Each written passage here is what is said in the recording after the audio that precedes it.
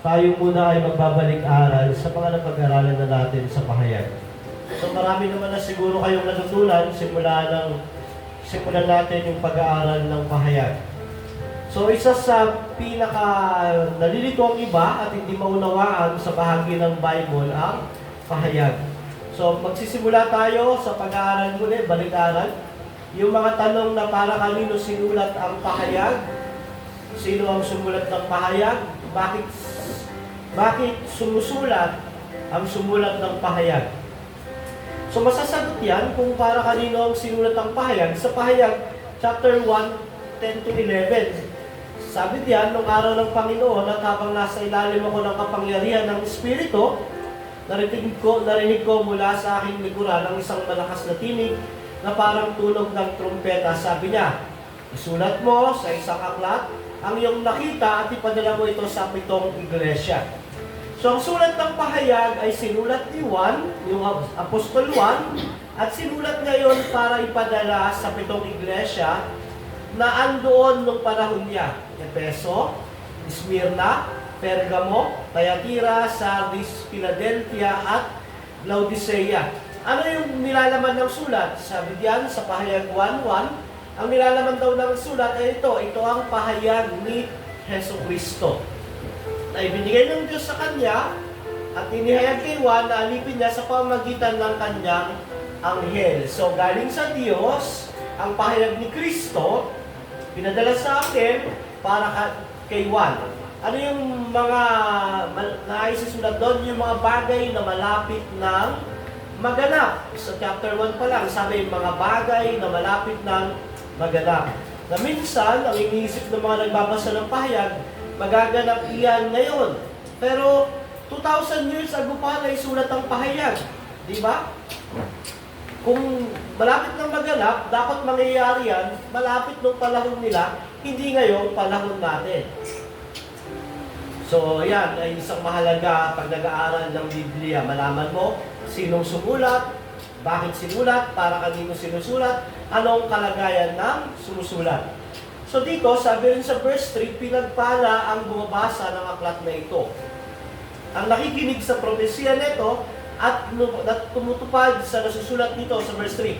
Sapagkat, malapit na itong maganap. Inulit na naman ng sumulat ng pahayag na malapit na raw iyong maganap. At ang bumabasa ng pahayag, pinagpala, ang nakikinig, pinagpala, at ang tumutupad. Dahil malapit na nga itong maganap, may gagawin yung mga nagbabasa nito o yung mga makaka-receive ng letter na ito sapagkat malapit na itong maganap. So, ito yung sitwasyon nung sumusulat. Sa tuldok na itim, andun si Juan sa island ng Patmos, doon niya sinulat ang pahayag. Noong panahong AD 65. Kailan namatay ang Panginoong Jesucristo? Bandang AD 30. Namatay ang Panginoong Jesus AD 30. So, susunod na linggo, pag-aaralan natin bakit AD 65 sinulat ang pahayag. So, sa Patmos, andun si John, in-exile siya, nung panahon na yan, at dyan sa itim na yan, sa Patmos, pinahayag ang revelation, hindi revelations. Revelation, ibig sabihin, pahayag ni Kristo, isa, singular, na dapat niyang ipadala sa 7 iglesia. So, ang 7 iglesia ay ang Ephesus, ang Smyrna, ang Pergamo, ang Thyatira, ang Sardis, ang Philadelphia, ang Laodicea. Sino ang una mag-receive ng letter ni Juan? Una na mag-receive ang iglesia ng Ephesus. So sa una, dadaan sa Ephesus, babasahin sa kanila ang sulat. Pagkatapos nila basahin, sila ay pakopyahin yun, ipapadala sa number 2, sa Smyrna. So sa Pergamo, sa Thyatira, sa Sardis, sa Philadelphia, sa Laodicea, iikot ang sulat ni Juan. So, bukod sa may primary na receiver, ang letter noon, meron ding sulat para sa mga churches. So yan, unang sulat sa chapter 2, mababasa natin tungkol sa iglesia ng Efeso. So napag-aralan natin, ang iglesia ng Efeso ay doctrinally sound, good church, yet loveless siya. Walang pagmamahal ang church. Magaling sa doktrina, pinagawa yung gawain, pero wala silang love. Pinorsake nila yung first love nila. So yan ang una magre-receive ng letter. So sumunod, ang iglesia ng Smyrna, isang healthy church, mahirap sila sa isang mayamang bayan, pero sa harap ng Panginoon, sila ay mayaman. Sila ay persecuted na iglesia dahil sila ay sinisiraan ng mga Hudyo. So, ang Smyrna ang susunod na magre-receive. Pangalawa, ang iglesia ng Pergamo. So, ang iglesia ng Pergamo, marireceive niya yung letter. At ang problema ng iglesia ng Pergamo, liberal sila. Yes, sila ay mababait, Christian, pero tinatanggap nila lahat ng katuruan. Pag may narinig silang bagong katuruan, tatanggapin nila, kaya sila ay liberal. So yung Balaam and Nicolaitanian doctrine na compromising, andoon sa iglesia ng Pergamo. Sumunod na magre-receive ng letter, ang iglesia ng Thyatira. Ang iglesia ng Thyatira ay ang tolerant church. So tolerant ito dahil inaalaw nila na yung Jezebel, yung turo ni Jezebel ay makapasok sa iglesia nila o inaalaw nila yung babae na magturo sa kanila na kagaya ni Jezebel. Na ating napag-aralan, maaaring yung asawa ng pastor o maaaring may isang leader na babae roon na nagtuturo ng mga malalim na lihim ni Satanas. So, napag-aralan natin yan. Yung malalim na lihim ni Satanas ay mga teachings na kinausap ako ng Diyos. Ito yung sabi sa akin ng Diyos. So, yun. So, may mga members sa Thyatira na hindi natutunan yung malalim na lihim ni Satanas, kaya sila ay may gantimpala sa Panginoon. Sumunod na tatanggap ang iglesia ng Sardis, isang dead church. So, ang tingin nila sa sarili nila, sila ay buhay dahil sa paligid, sila ay tinitignan ng mga tao sa paligid na isang buhay na buhay, masiglang iglesia, pero sa paningin ng Panginoong Jesucristo, sila ay patay. So hindi nakabase sa paningin ng tao ng iglesia, sa paningin ni Jesus. Ang sumunod, ang Philadelphia, isang healthy church, at tinayo ito sa binasa yung pangalan nila sa magkapatid na nagmamahalan, tinawag silang Brotherly Love Church. Healthy church, tama ang doktrina, umahayo ang mga tao, hindi nila kinakahiya ang mabuting balita, na lumalago sila sa pananampalataya. Bukod doon, sila ay nagmamahalan, sila ay hindi nagko-compromise, kaya healthy church ang Philadelphia. Ang panghuli, ang Laodicea, ito yung mayamang church, mayroon silang bank, nandun sa kanila yung banking capital, doon iniimbak ang ginto. So meron silang factory ng panlinis sa mata, meron din silang paggawa ng tela, pero sila ay self-deceived, lukewarm, maligamgam. Ang tingin nila sa sarili nila, sila ay mayaman. Pero sabi ng Panginoong Jesus, mahirap sila. Ang tingin nila sa sarili nila ay maganda yung kasuotan nila, pero sabi ng Panginoong Jesus, sila ay ubad. So itong Church of Laodicea ay self-deceived. Dinaya ang sarili. So ang tingin sa sarili ay self-sufficient siya dahil mayaman, nandun lahat ng kailangan.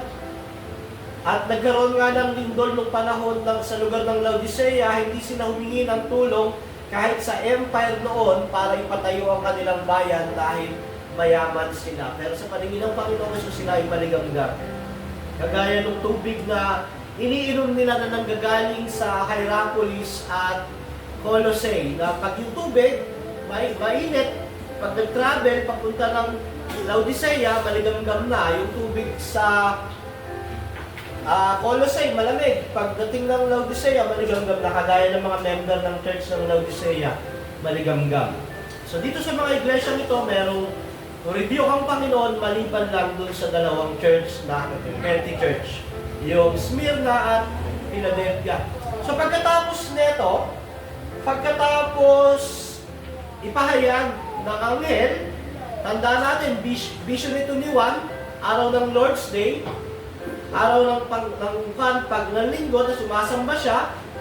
Pagkatapos sabihin sa kanya, ang sulat para sa Laodicea, pumasok tayo sa season 2. So diyan sa Pahayag chapter 4, dinala si Juan sa langit. So nakita siya ng isang tawag ito, kalangitan na parang pintuan. So una, letter yung mga message sa church. Sumunod na nangyari sa chapter 4, nagkaroon ng panibagong vision o revelation. Vision sa langit. Sabi ng mga ibang view rito, dito raw, wala na yung church, inakyat na sa langit, na rapture na. Kasi, Pahayag 1 to 3, ando ng salitang church. Pagdating daw ng 4 hanggang katapusan, wala ng church dahil hindi na nabanggit. Actually, mali yun. Wala na. Kung babasahin mo yung Pahayag 1 to 3, wala kang mababasang church doon. As in universal church, wala kang mababasang pangkalahatang iglesia. Ang churches na binabanggit doon, yung 7 churches, is specific yung salitang churches. Hindi universal church na lahat. Kasi ang view ng mga dispensation, sa chapter 3 daw, andun pa yung church. Chapter 4, wala na, ni-rapture na, hindi naman sinasabi ng Biblia. Pag binasa mo ang Biblia, si Juan ang inakyat sa langit sa kanyang vision, hindi yung church. Naiwan sa baba ang 7 churches. At hindi man lang tinukoy sa Pahayag 1 to 3 ang universal churches o pangkalahatan. Pagdating ng chapter 4, pag binasa mo ang Biblia, ang inakyat sa langit si Juan. Pag-akyat nila ni Juan sa langit, sa kanyang vision, sa nangyayari sa kanya, nakakita siya ng worship sa langit. Ang una niya nakita yung trono na nasa gitna. So kagaya yun ng mga magagandang bato. Napapalibutan iyon ng magagandang bato at meron niyong, sa Pahayag chapter 4, meron niyong parang rainbow na sumisignify iyon ng power ng Diyos, Father, beauty, sovereignty, at yung rainbow ay faithfulness ng Diyos. At sa trono, nakapalibot doon yung 4 living creatures, yung 4 na buhay na nilalang. Una, ang mukha ay leon, baka, tao, agila, at sa nakapalibot naman sa 4 na nilalang, ang 24 na matatanda. Yung 4 na buhay na nilalang ay sumisimbolo sa lahat ng creation sa mundo ito. Wild, cultured, yung master of creation ay master of creatures, ang tao, at yung lumilipad, yung malaya, agila, eagle. So, wild, cultured, master, yung man, tapos yung pre-animals, yung eagle. At yung 24 na matanda ay sumisimbolo ng 12 propeta at 12 apostol, lahat ng mga hinirang ng Diyos. At dito, nakita ni Juan na may 6 na pakpak yung creation. Sumisimbolo iyon ng kanilang humility, reverence, yung pagtakip sa mukha, sa paa, pagpapakumbaba, yung panlipad ay obedience, na sumisimbolo iyon na dapat talaga bilang mga nilikha ng Diyos, tayo ay magpakumbaba, sumamba ng buong galang, tayo ay sumunod sa Kanya. At tuwing bumaawit iyon, lumuluhod yung 24 na matanda. At pagluhod nila, sumasamba sila saan doon sa trono. Pagdating ng Pahayag chapter 5, nakita ni Juan yung kanang kamay nung nakaupo sa trono. Ano ang hawak? Merong isang scroll o ang tawag dito, kasulatan. Nakita ni Juan na yung nakaupo sa trono, which is yung kanan ay sumisimbolo ng power, merong scroll o kasulatan na likod at harap may sulat, hindi na pwedeng dagdagan dahil puno na ng sulat, may 7 selyo. 7 selyo. Ang kasulatan na iyon ay sumisimbolo ng last will testament ng Panginoon na sumisignify sa bagong tipan, New Covenant, na nakasarado pa. So ano ito? Ito yung epekto ng ginawa ni Kristo sa lupa, kumakalat ng epekto sa langit, nakikita na roon na magbubukas na yung bagong tipan. Bago tayo malito yung magre-receive ng letter na ito, yung mga unang Kristiyano, pag binasa nila, mauunawaan nila hindi ito vaccine, hindi ito si Bill Gates, hindi ito si Trump. Wala sa isip nila yung pagnabasa nila, uy, 666, tatak ng demonyo to ano to yung vaccine to Walang ganon. Microchip to. Kasi yung magre-receive ng letter ng pahayag, pag binasa nila yun, maiintindihan nila. Kagaya ng tinuturo ko sa inyo. Nung nakita ni Juan yung scroll sa kanyang vision na may 7 selyo, sumigaw yung isang anghel, sino ang karapat dapat magbukas? Pero humanap sila, walang karapat dapat magbukas. So tumangis si Juan, umiyak si Juan dahil nakita na hindi mapupuksan ang bagong tipan, walang karapat dapat magbukas. Kahit sino sa langit, sino sa lupa, walang karapat dapat. Pero sinabihan siya ng matanda, sabi niya, huwag ka nang umiyak. Ang leon, ang Lion of Judah, mula sa ugat ni David, nagtagumpay na. Ibig sabihin, yung Lion of Judah, di ba alam natin si Christ pinrophesy na manggagaling sa ugat ni David mula sa lahi ni Judah. So sabi ni Anghel, nagtagumpay na yung leon ng Judah. Ngayon, pagtingin ni Juan, ang inaasahan niya leon, pero ang nakita niya ay isang kordero, isang tupa. So, tupa yung nakita niya.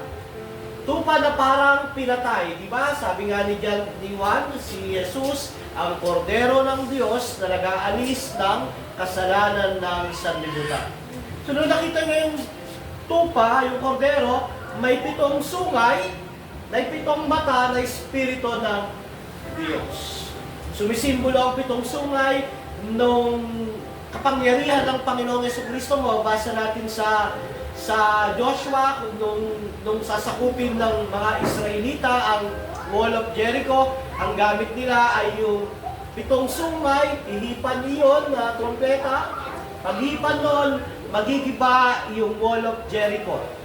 So si Christ, may 7 sungay, sumisimbolo ng power. Omnipotent power niya. Hindi yung tupa pala, yung tupa, yung kordero. Pero si Christ nga sinisimbolo nun. At meron itong 7 mata na espiritu ng Diyos na sumisimbolo ng all-knowing ng Diyos. Pagiging all-knowing ni Christ, alam niya lahat, from beginning to end. Kaya nga, ang tawag sa kanya, Alpha and Omega. So nakita niya, kinuha nung tupa o nung kordero yung kasulatan. At nung kinuha ng kordero ang kasulatan, umawit ng bagong awit yung 24 na matatanda. Sumisimbolo na magbubukas na ang bagong tipan. Magsasarado na ang lumang tipan. So tayo ngayon, nabubuhay tayo sa bagong tipan. Dati sa lumang tipan, pupunta ang mga tao sa Israel para dun sumamba dahil nandun ang templo. Sa bagong tipan, sabi ng Panginoong Jesucristo sa Matthew 28, go therefore, ikaw, templo ng Diyos, mananampalataya, pumayo ka sa lahat ng mga bansa. So sa bagong tipan, bukas na, pag nagbukas ang bagong tipan, hindi ganon kadali. So tayo nadako sa pagbubukas noong 7 selyo. Kinuha ng kordero yung kasulatan doon sa nakaupo sa trono. Ngayon, bubuksan na isa-isa yung selyo na nagsisilbing mga lock para mabuksan ang kasulatan. So ito ang 7 selyo. Una, ang white horse. Pangalawa, ang paborito ng mga kalalakihan, red horse. Pangatlo, ang black horse.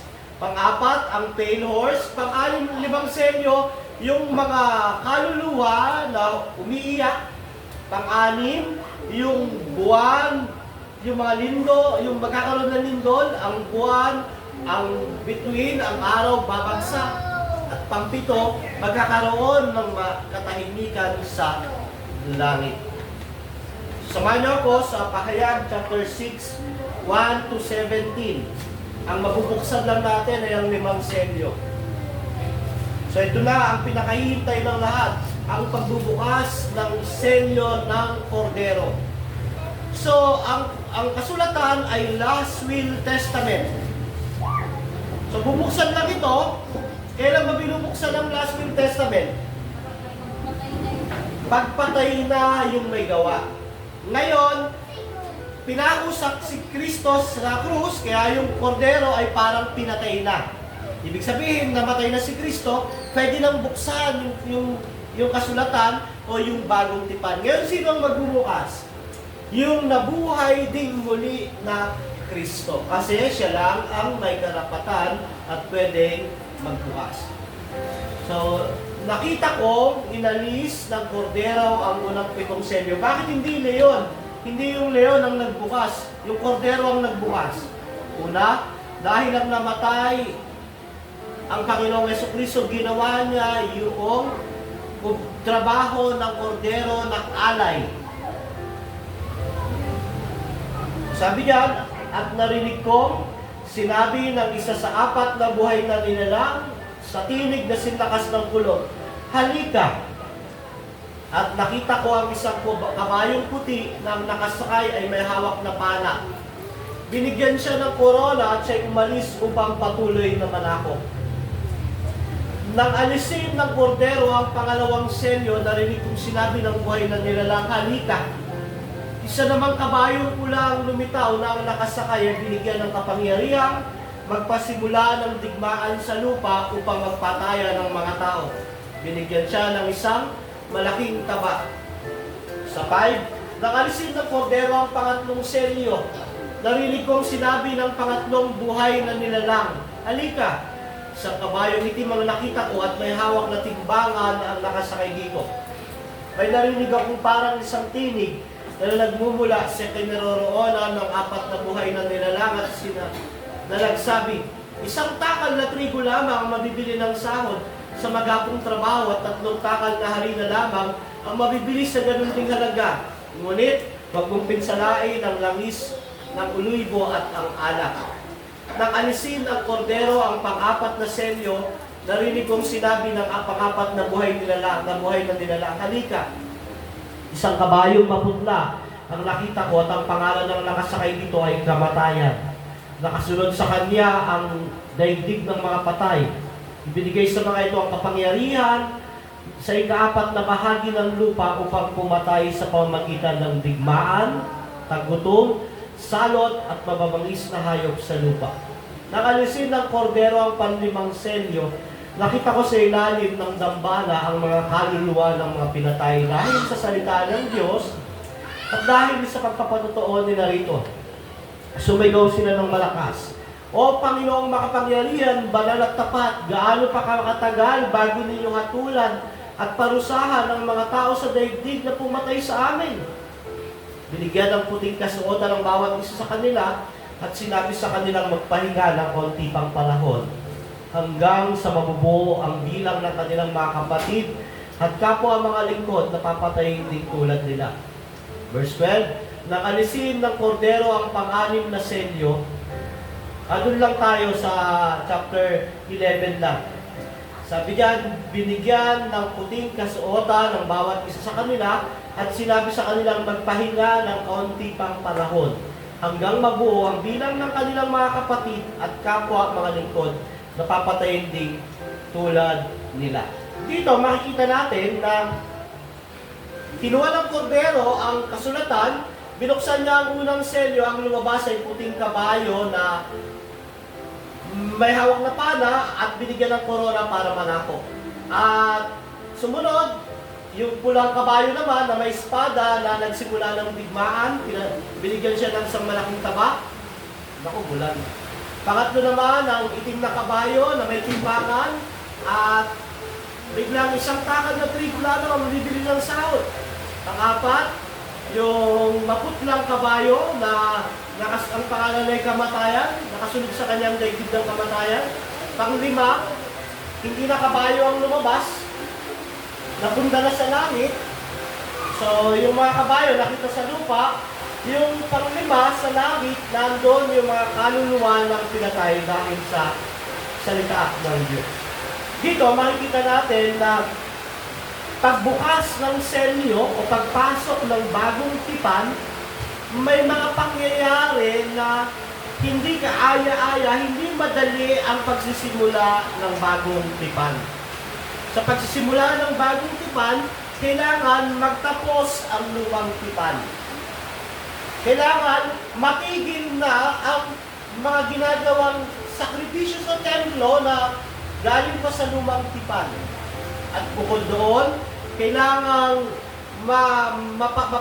mabigyang katarungan ang mga taong pinatay dahil sa kanilang katapatan sa salita ng Diyos. So, dito, sa sulat na ito, pag binasa ng sumusulat iyan, alam niya na bubuksan na yung bagong tipan at binibigyan kami ng babala sa mga mangyayari sa pagbubukas ng bagong tipan. Sa pagbubukas ng bagong tipan, hindi ganon kadali kay smooth na walang mangyayari. Parang ganito lang po yan. Halimbawa, mga Pentecostal tayo, galing tayo sa masaya, yung talaga nagkatalunan, tapos sasabihin ko sa inyo, magre-reform na tayo. Simula ngayon, ang kantahan natin hindi na masaya. Anong mangyayari? Madali ba kagad ang pagtanggap? Hindi. May mga aalma, may mga aalis, magkakagulo muna bago mangyari. Ganon din sa pagpasok ng bagong tipan. Sa pagbubukas ng kasulatan, papasok na yung New Covenant, pero bago makanyon, may mga gagawin ng Panginoon para matapos ang Old Covenant. So, umpisa natin sa unang selyo. Kabayong puti na mayroong corona, pana, at ito ay nananakop. Sabi diyan, he came out conquering to conquer. Ano yun? Sabi diyan, nang nakita ko ang kordero, inalis sa unang 7 selyo, narinig kong sinabi ng isa sa 4 na buhay na nilalang, yung leon. Sabi ng leon kay Juan, halika. At nakita niya yung kabayong puti, ang nakasakay ay may pana at may corona. So ito ay sumisimbolo kanino? Sumisimbolo ito sa Panginoong Jesucristo. Pero bago yan, bakit nga ba leon, hindi kordero? Kasi ang namatay, ang kordero ang namatay, ang kordero rin ang hatol. Sa Pahayag 6:16-17, tignan natin yung galit ng kordero. At sinabi nila sa mga bundok at mga bato, tabunan ninyo kami, ikublin ninyo kami sa buka ng nakaupo sa trono, ang Ama, at sa puot ng kordero. Dito, ang white horse na may pana ay sumisimbolo ng military conquest. Pananakop ng isang imperyo. At ang nakaupo sa tronong puti ay ang Panginoong Jesucristo. Pahayag 19:11, sabi niya, pagkaraan nito, nabuksan ang langit, nakita ko ang isang kabayong puti at ang sakay nito ay tinatawag na tapat at totoo. So, nakasakay sa kabayong puti ang Panginoong Jesucristo at ang dala niya ay isang pana na sumisimbolo ng military conquest. Noong panahon ng military conquest, ang pinaka makapangyarihan na mga kabayo ay ang mga Mongols. Sila Genghis Khan. Bakit? Mabibilis yung kabayo nila tapos magagaling sila mamana. Kaya pag nakita mo ang isang kabayong puti, kabayo na may namamala, ibig sabihin nun, military conquest. At si Christ, magsisimula ang kanyang pagbukas ng unang senyo, nakita si Kristo, meron siyang, ang tawag dito, pana na sumisimbolo ng military conquest. Ano yun? So dyan, sino yung white horse na merong pana? Si Kristo at ang gospel, sabi ni Augustine. Pwede? Pero ang pana ay simbolo ng military power. Yes, si Kristo ang nakasakay sa puting kabayo na may hawak na military power. Ang military power ay ang Rome. Empire ng Rome. Na kumikilos si Kristo gamit ang Imperyong Roma para ipatupad ang mga magaganap sa pagbubukas ng bagong tipan at paghatol sa bansang Israel. Mababasa natin sa Old Testament, ginagamit ng Diyos ang isang bansang makapangyarihan para parusahan ang Israel. Tignan natin dito sa Isaiah 10:5-8. Sabi niya, ikaw, Assyria, ang gagamitin kong pamalo ang tungkod ng aking pagkapuot. So sabi ng Diyos, ikaw Assyria, yung bansang Assyria, ikaw ang tungkod, ang pamalo ko. O hammer, martilyo yan, para sa bansang Israel. Bumaba ba ang Diyos? Hindi. Hindi literal na bumaba ang Diyos, pero sinasabi dito ng Isaiah 10:5, ginamit ng Diyos ang Assyria bilang pamalo niya sa bansang Israel. Ngayon, sa Jeremiah naman, si Babylonia, ginamit ng Diyos si Nebuchadnezzar. Sabi niya, ang luhat ng lupain ito, ipinasya ko, ibigay kay Haring Nebuchadnezzar na ng Babylonia ng aking likod. So yung puting kabayo, si Kristo, not literal na bumababa yung puting kabayo, gusto ipakita ni John yung simbolo noon, si Christ, ginagamit ang Roman Empire para parusahan ang Jerusalem. So, sa pagbubukas ng bagong tipan, gagamitin ni Kristo ang Roman Empire para wasakin ang bansang Jerusalem. Bakit kailangan wasakin? Dahil matatapos na yung lumang tipan, from Moises, mga sacrificial offering, to Christ. Bakit kailangan wasakin? Kasi nagkasala sila sa Diyos. So, ang unang selyo ay puting kabayo na may pana at may korona. Ating Panginoong Yesus na kumikilos, not literally, pero symbolically, gamit ang Imperyong Roma na kanyang pana nawawasak sa Jerusalem. At ang Roma ang nagsisilbing unwanted, hindi alam ng Roma, ng Assyria, ng Babylonia, na sila ay ginagamit ng Diyos para parusahan ang bansang Israel. Unwanted servant ng Diyos, kagaya ng Assyria, nang wasakin nito ang Israel, ng Babylonia, nang wasakin nito ang Juda. At ang korona ay simbolo ng pagtatagumpay ni Jesus sa kanyang layunin sa Roma sa pagwasak nito sa Jerusalem. Kailan ba nangyari ang destruction ng temple ng Jerusalem? AD 70. So, AD 30, pinapako ng mga Hudyo si Christ. After isang generation, winasak ng Roman Empire ang Jerusalem.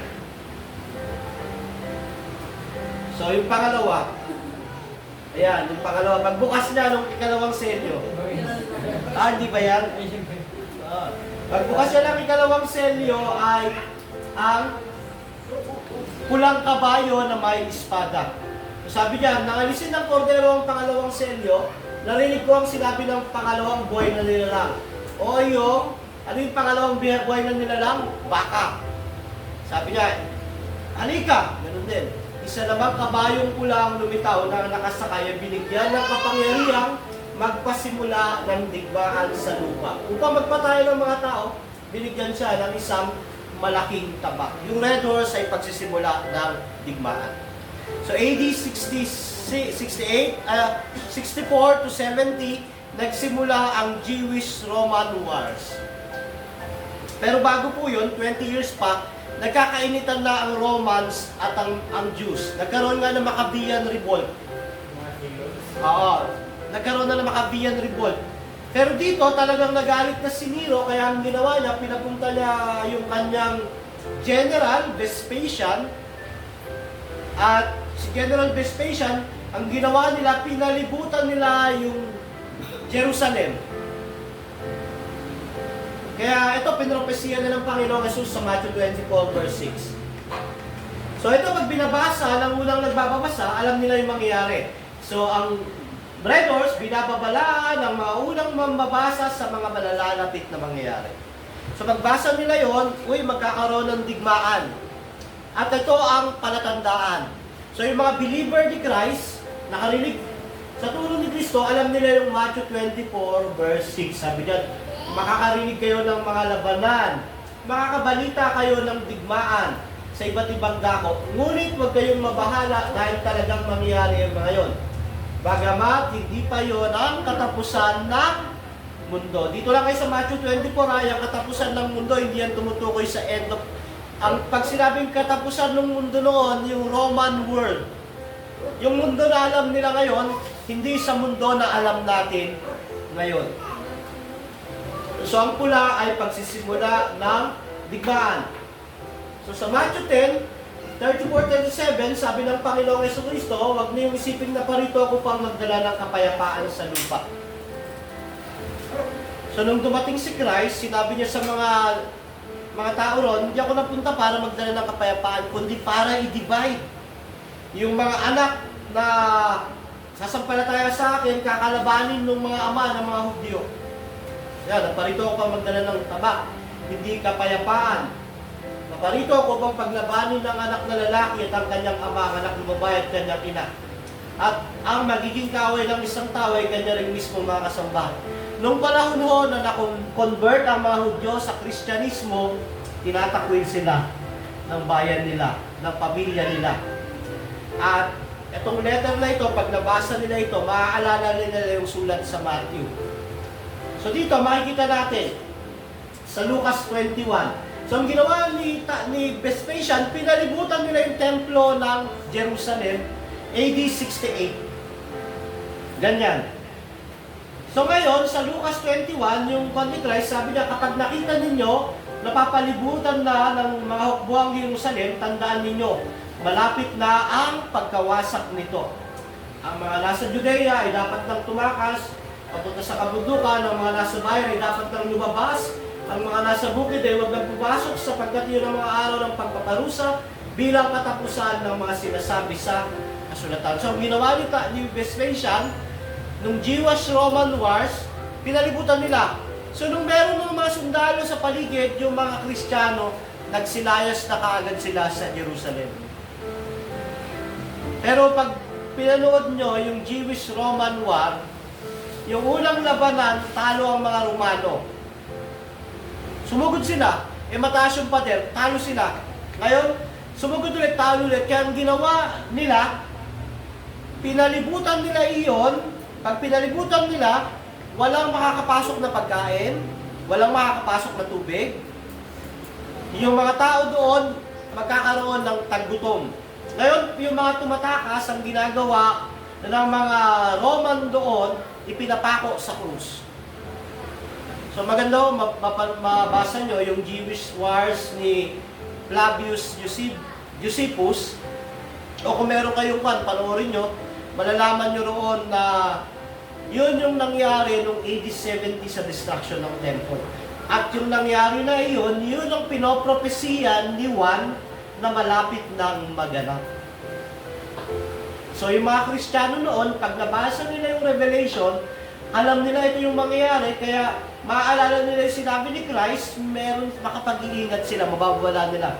Maalala nila yung Lucas 21 at Matthew 24.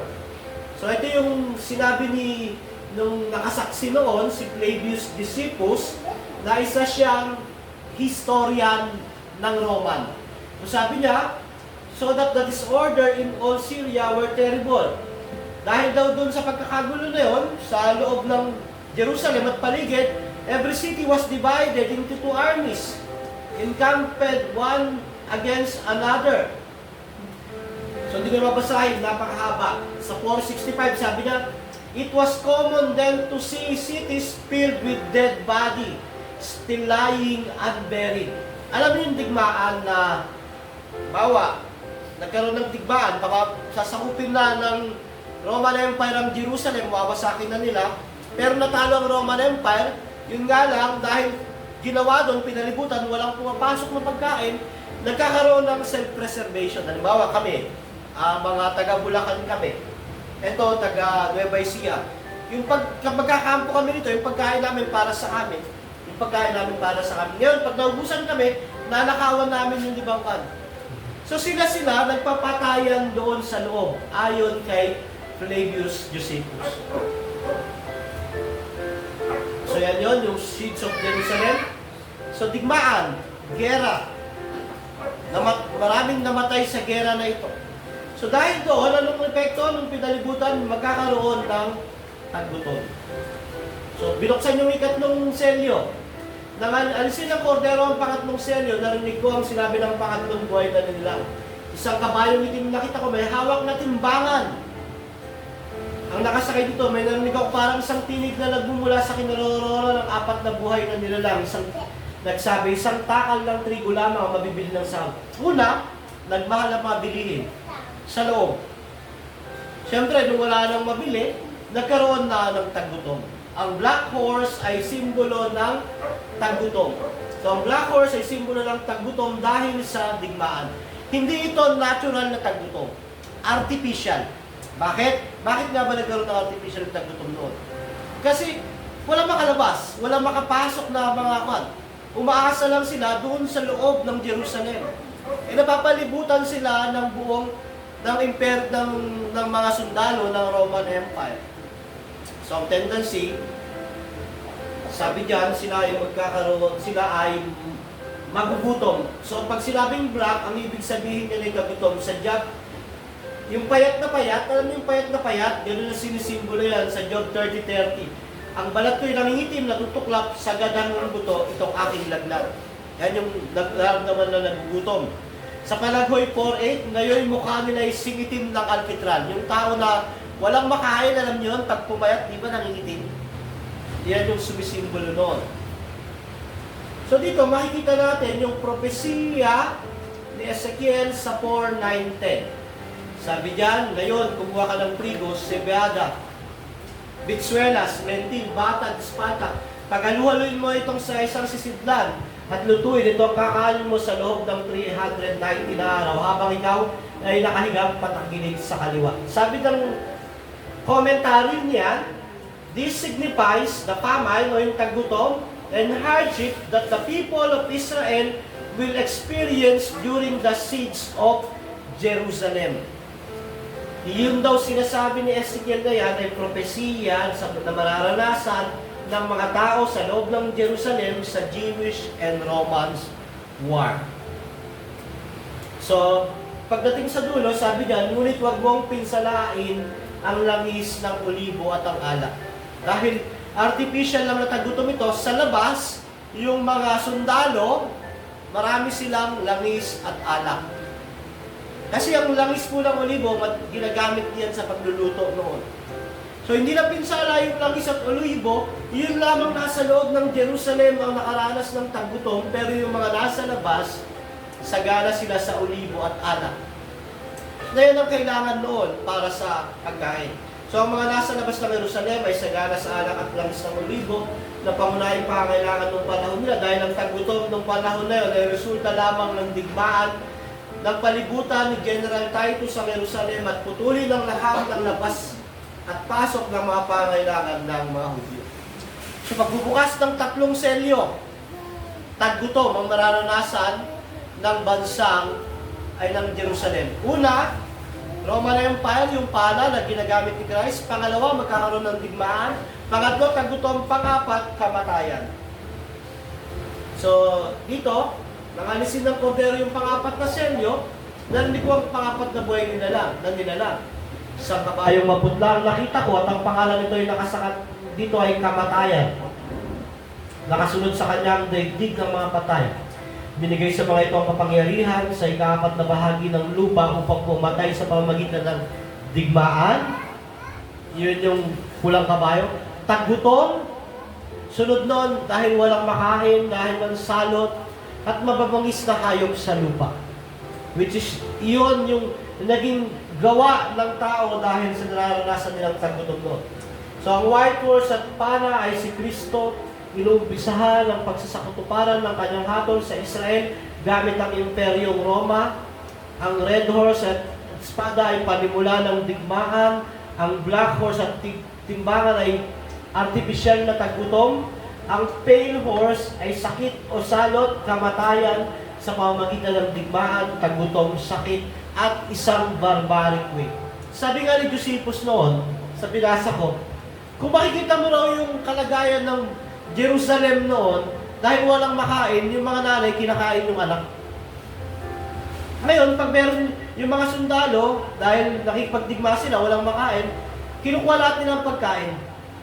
Pinapatay yung ayaw magbigay. Ganun ka-desperate noon. Ito nga yung tinatawag na tribulation na naranasan ng bansang Israel o Jerusalem. So, at dito sa propesya ni Ezekiel, naganap yun. Sabi diyan sa Ezekiel 5, sinabi ng Panginoong Yahweh, ang lungsod ng Jerusalem ay ginawa kong pinakasentro ng bansa. Ngunit nilabag niya ang aking kautusan at mga tuntunin. Nagpakasama siya ng higit pa sa mga bansa sa kanyang paligid. Tinalikuran nga niya ang aking kautusan at iniwan ang aking mga tuntunin. Kung ganito ang sasabihin mo sa kanila dahil sa kaguluhan mo higit pa sa bansa sa iyong paligid, sa pagtalikod ng mga mamayan mo sa aking tuntunin at kautusan, at sa iyong paglakad ayon sa tuntunin ng bansang yun, ako ay laban sa iyo ngayon. Paparusahan ko kayo sa harapan ng inyong mga kaaway. At dahil sa inyong kasamaan, gagawin ko sa inyo ang isang bagay na hindi ko pa ginagawa at hindi ko nagagawin pa. Sa verse 10, kakainin ng magulang ang kanilang mga sariling anak at ng mga anak ang kanilang mga sariling magulang. Yung matanda na mamatay, kinakain. Dahil matindi yung tagutom, paparusahan ko nga kayo. At ang mga matirang buhay, pakakalatin ko sa lahat ng dako. Nung nawasak ang templo, wala nang pagkakilala ng mga Hudyo, kumalat na sila sa lahat ng bansa. At alam niyo ba, kailan lang na-establish ang Israel? 1950s na. Ang Pilipinas, ang kahuli-hulihang bumoto para maging isang bansa uli ang Israel. Pagkatapos nito, wala nang pagkakakilala ng mga Hudyo. So sabi niya, kayong lahat ay buong lupit kong ibabagsak dahil sa inyong kasamaan at paglapastangan sa aking templo sa pamamagitan ng kasuklam-suklam ninyong gawain. Hatiin ko kayo sa tatlo. Ang unang bahagi, papatayin ko sa salot at matinding tagutom. Ang ikalaway sa pamagitan ng tabak. Yung ikalawang kabayo. Yung unang bahagi naman, yung tagutom, yung ikatlong kabayo. Ang ikatlo ay kakalat ko sa lahat ng dako at patuloy kong uusigin. So sa 13, ibubuhos ko sa inyo ang aking puot hanggang gumaan ang aking loob. Kung madama ninyo ang bigat ng aking parusa, makikilala ninyo na ako si Yahweh ay marunong mapuot dahil sa palibugho. So yan. Yan yung propesiya tungkol dyan. So ngayon, natapos na yung 1, 2, 3, 4 na selyo. Ngayon, binuksan yung ikalimang selyo. So sabi dyan, nang alisin ng kordero ang panlimang selyo, nakita ko sa ilalim ng dambana ang mga kaluluwa ng mga pinatay dahil sa salita ng Diyos. At dahil sa pagpapatutuo nila rito, sumigaw sila ng malakas. O Panginoong makapangyarihang banal at tapat, gaano pa katagal? Bago ninyo hatulan ang parusahan ng mga tao sa daigdig na pumatay sa amin. Binigyan ng puting kasuotan ng bawat isa sa kanila at sinabi sa kanila, magpahinga ng kaunti pang panahon hanggang sa mabuo ang bilang ng kanilang mga kapatid at kapwa mga lingkod na papatayin din tulad nila. Ang unang 4 na selyo ay mga kabayo na nakitang kumikilos sa lupa. Sumunod, nang buksan ng 5 selyo na iba naman sa langit naman. At pagbukas niya sa langit, nakita niya yung kaluluwa ng mga martir na pinatay dahil sa salita ng Diyos. So sa pagbubukas ng 5 selyo, ito isang tanawin sa langit ng mga martir na namatay mula pa lumang tipan hanggang sa pagbubukas ng bagong tipan. So 5th seal, 6th seal, 7th seal, sa uli na yun. So 5th seal, ang paghingi ng mustisya ng mga martir sa lumang tipan. Yung ika-6, yung puot ng kordero. Ika-7, nabuksan na, nagkaroon ng katahimikan. Bukas na ang bagong tipan at kapayapaan sa kalangitan sa bagong Jerusalem. Yung 6 at 7, saka na natin buksan iyan. Ika-5 lang muna, yung paghingi ng mustisya ng mga martir sa lumang tipan. Ang paghingi ng mustisya ng mga martir sa lumang tipan, ano yan? Sa Matthew 23:35 to 36. Sabi ng Panginoong Jesus, kaya nga, sabi niya sa bansang Israel, paparusahan kayo dahil sa pagkamatay ng lahat ng taong pinatay na walang sala, magmula kay Abel hanggang kay Zacarias, yung ulang propeta na anak ni Barakias. Pinaslang ninyo si Zacarias sa pagitan ng templo at ng dambanang sulugan ng mga handog. So sabi ni Christ, paparusahan ang bansang Israel. Ang Jerusalem kayo dahil Pinatay niyo yung mga propeta. Pag sinabing Abel at si Zacarias, yung mga propeta. At sabi niya, tandaan ninyo, ang parusa sa lahat ng pagpatay na iyon ay babagsak sa salinlahing ito. Sa generation nila, mararanasan niyon. Ilan ba ang generation? 40 years. Kailan namatay si Christ? 30. Kailan bumagsak ang templo, ang Jerusalem? AD 70. So ito pa sa Lucas 13, 33, 34, sabi diyan. Sa 34, sabi ng Panginoong Jesus, Jerusalem, Jerusalem, Jerusalem, pinapatay mo ang mga propeta at binabato ang mga sinusugo sa iyo. So yung mga kaluluwa na humihingi ng hustisya at katarungan ay ang mga mananampalataya sa Diyos na pinapatay ng bansang Israel, ng Jerusalem. At humihingi sila ng katarungan doon sa kordero na bigyan sila ng hustisya. Pero sabi wait lang, antayin muna natin na makumpleto yung bilang ng mga kasama nyo. Pero nagsimula na. Kailan nagsimula? First seal, second seal, third seal, fourth seal, fifth seal, at mapupulbil yan sa sixth seal, at sa seventh seal, bubuksan na yung new covenant. So sa Matthew 23:37, sabi nito ng Panginoong Jesus, Jerusalem, Jerusalem, pinapatay mo ang mga propeta, binabato ang mga sinugo sa iyo, kaya ang iyong templo ay iiwan na lubusang pinabayaan.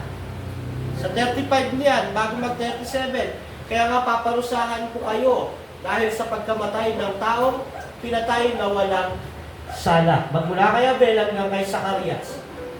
Pinaslang ninyo si Zacarias sa pagitan ng templo. Sa 36, tandaan ninyo, ang parusa sa lahat ng mga pagpatay na iyon ay babagsak sa salinlahin nito. Sino kausap ng Panginoon yun? Panginoong Jesucristo nun. Yung mga Pariseo, Saduceo nung panahon na yun. At isa sa pinatay na huling martir ay sino? Yung pinapatay yung kinuha ni Pablo? Si Esteban.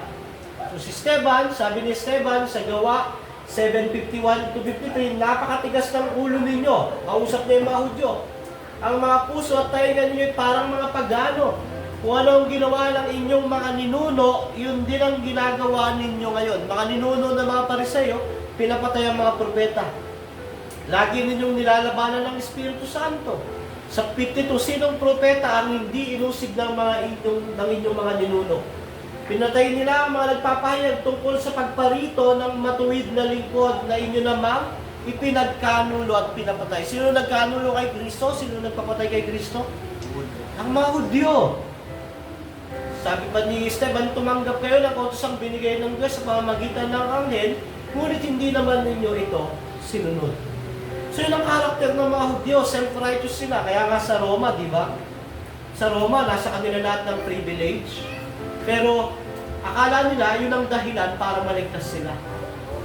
So dito, sa ikalimang selyo, makikita natin kung paano humihingi ng katarungan ang mga martir na pinatay sa templo o pinapatay ng mga Hudyo. Na ito yung tinutukoy sa Matthew 24:23, Lucas 13, at sa Gawa 7:51-53. So, sabi ng Panginoong Jesus, truly I tell you, all these things will come upon this generation. Yung judgment. Ang judgment ay darating sa kanilang generation. At ang judgment na yon ay yung pinag-aaralan natin. Naintindihan ba? Nakukuha ba o walang pumapasok? Walang pumapasok? Absent? So dito, makikita natin yung pagpaparusa ng Panginoong Jesucristo dahil sa kanilang ginawa ay babagsak sa generation nila. So ito, pag ini-interpret kasi ito, titignan nila future. Ay, hindi. May context. At ang hirap laktawan nito. Truly, I tell you, all these things will come upon this generation. Pag marunong ka uminterpret ng Bible, alam mo, maubo yung kausap nun tungkol sa kanila ini. So, mga pinatay na martira, yung hihingi ng justisya at pag Giganti, hindi dahil sila ay napupot na nagagalit sa mga Hudyo na nagpapakatay sa kanila. Ito ay dahil sa kanilang pagmamahal sa katarungan at justisya ng Diyos at nananabik sa pagbubukas ng bagong tipan. At pagtatapos ng lumang tipan noong AD 70, naalino ng darating na paghahari ni Jesus sa lahat.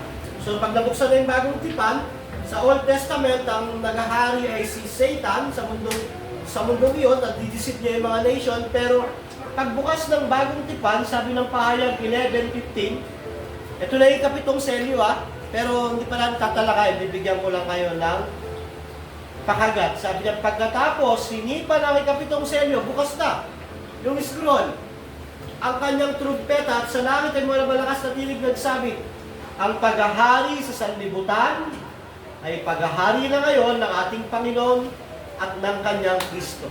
Maghahari siya magpakailan man. Sino naghahari ngayon? Si Kristo. Ang Panginoon at ang kanyang Kristo. So, ang conclusion natin, ang white horse ay ang white horse na may pana at corona, si Christ, sinisimulan ang judgment sa bansang Israel gamit ang Roman Empire bilang pana niya. Pagbukas ng second seal, ito ay digmaan, nagsimula ng pagkakaroon ng digmaan at ang Imperyong Roma ay simulang pabagsakin ng Jerusalem, Jewish War, AD 64 and 70. So nung nagsimula na yon, third seal, Black Horse, nagkaroon ng tagutom sa kanila. Pero sa labas, sagana. So, fourth seal, yung kamatayan, through war, sa digmaan, sa gutom, sakit sa mababangis at nakatakot na paraan, at kalagayan. Panglibang selyo, ang kaluluwa ng mga martir na humingi ng katarungan laban sa Jerusalem, na silang nagpasakit at pumatay sa kanila. Ano ang lesson natin dito? Sa Diyos ang paghihiganti. Yung mga martir, hindi sila humingi ng justisya dahil galit sila at dahil gusto nilang magiganti, kundi dahil sa righteousness, judgment, at pagmamahal nila sa justisya. Pero hindi nila nais maghiganti dahil sa Diyos ang paghiganti. So pwede tayong dumulog sa Panginoon pag dumarating yung panahon na sinisiraan tayo, nilalait, sinasaktan dahil sa pagmamahal natin at sa salita ng Diyos. Kagaya ng mga sabi nila, Lord, kailan mo bibigyan ng justisya, katarungan ng aming pagkamatay dahil sa mga Hudyo? Pag dumarating sa atin yung sinisiraan tayo, nilalait, inaalipusta, sinasaktan dahil kay Kristo, pwede tayong dumulog, Panginoon, hanggang kailan? Pero hindi tayo pwedeng magiganti, hindi tayo pwedeng gumawa ng masama. Hindi masama humingi ng justisya sa Diyos. Pag tayo ay naaapi dahil sa ating faith, kaya hindi tayo dapat gumawa ng pagganti, ang Diyos ang gagawa.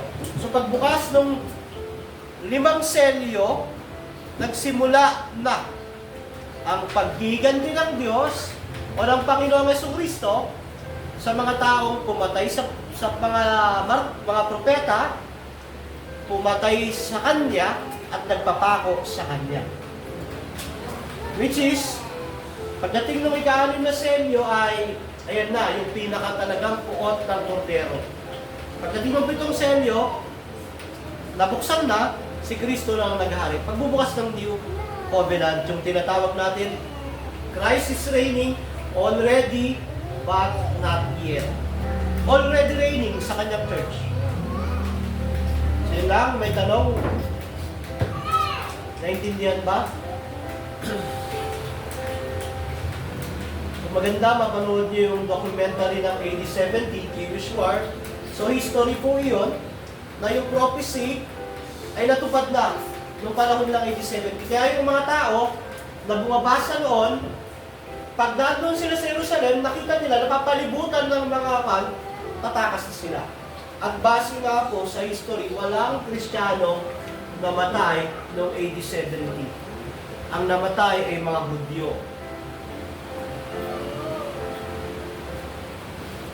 So pag yung mga nakabasa noon, nababalaan sila. Na ganito pala yung mangyayari.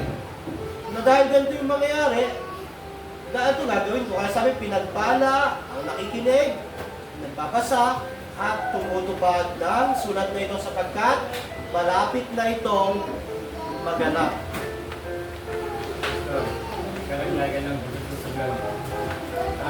Yung ganitong pag-aaral natin, binabasag nito yung may paniniwala natin kung sa pagkakakilala natin sa mga revelation. Kasi natin pag binabasa yung